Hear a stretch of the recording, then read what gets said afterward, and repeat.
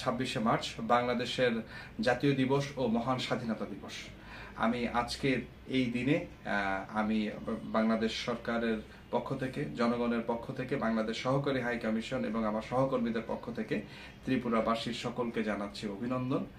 আজকের মধ্য দিয়ে বাংলাদেশের 53 বছর স্বাধীনতার 53 বছর পূর্তি হলো এবং আজ 54তম স্বাধীনতা দিবস ও বাংলাদেশের জাতীয় দিবস।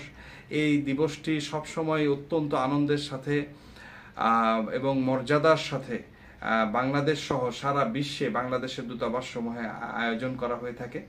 আমরাও একই রকমভাবে আজকের এই দিনে এই ত্রিপুরাবাসীকে সাথে নিয়ে আমরা এই দিবসটি আয়োজন করতে যাচ্ছি।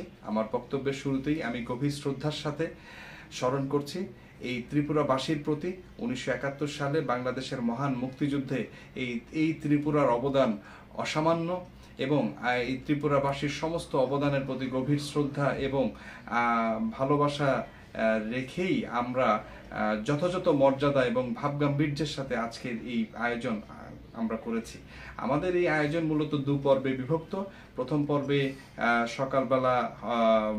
সকালবেলা জাতীয় পতাকা উত্তোলন এবং বাংলাদেশের মহামান্য রাষ্ট্রপতি মাননীয় প্রধানমন্ত্রী প্রদত্ত বাণী পাঠ এবং এই মহান স্বাধীনতা সংগ্রামে নিহত 30 লক্ষ শহীদ এবং 2 লক্ষ সম্ভ্রমহারা মা বোন সহ